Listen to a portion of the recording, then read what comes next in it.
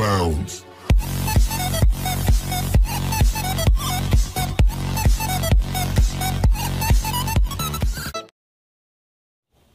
তিরোধান দিবস উপলক্ষে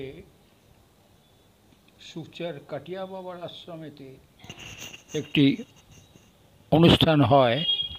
সারাদিন ব্যাপী এখানে ভক্ত সেবা এবং তার সঙ্গে পুজো পার্বণ এবং অন্যান্য সাধু সন্তদের বিভিন্ন অনুষ্ঠানে সমস্ত আশ্রমটি পরিপূর্ণ থাকে। অজস্র ভক্ত এসেছিলেন, তারা এই অনুষ্ঠানকে সাফল্যমণ্ডিত করেছেন। ভক্তদের সেবা দেওয়া হয়। এইভাবে সারাদিন ব্যাপী যে অনুষ্ঠান,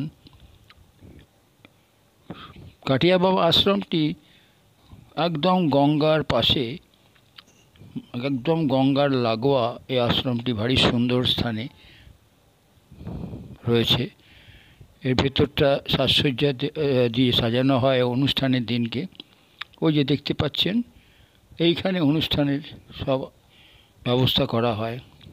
বিভিন্ন প্রান্ত থেকে ভেহিকেলে গাড়ি করে সব মানুষেরা আসেন এবং পদব্রজও অনেকে আসেন।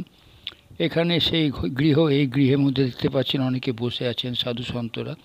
এখানে বিভিন্ন সাধুদের সমস্ত ছবি ওপরে দেওয়া আছে। যারা যারা এই সন্ত লাইনে আছেন, বহু সাধু সন্তের ছবি। অসাধারণ একটি জায়গা, অসাধারণ এক অনুষ্ঠান, যে অনুষ্ঠানে আমাদের এসবি সংযোগের তরফ থেকে ইনভাইটেশন করা হয় এবং এর ভিডিও আমরা তৈরি করেছিলাম। এইসব সাধু সন্তদের সংস্পর্শে থেকে খুব ভালো লেগেছিল। অনেকে এসছেন, অনেক সাধুরা এসছেন, বাইরে থেকেও বহু সাধু সন্ত আসেন এই দিনকে। এই সাধু বাবার সঙ্গে আমি একটি ছবিও নিয়েছিলাম এবং এনারা খুবই কোঅপারেট করেছেন আমাদের সমস্ত অনুষ্ঠানটিকে সাফল্যমণ্ডিত করার জন্যে। যেসব মানুষ এসেছেন তারা সত্যি তারা আনন্দ উপভোগ করেছেন। এটি একটি মাঠ, এই মাঠ পাশেই যে ভোজনগৃহ, তারই পাশে একটি সুন্দর মাঠ। সেই মাঠের মধ্যে এইসব সাধু সন্তদের থাকার সমস্ত ব্যবস্থা করা আছে।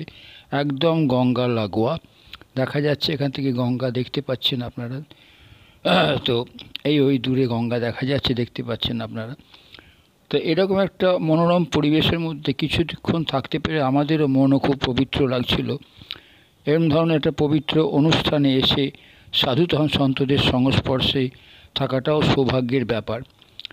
তাই সবাইকে বলবো লাইক, কমেন্ট, শেয়ার করবেন অবশ্যই।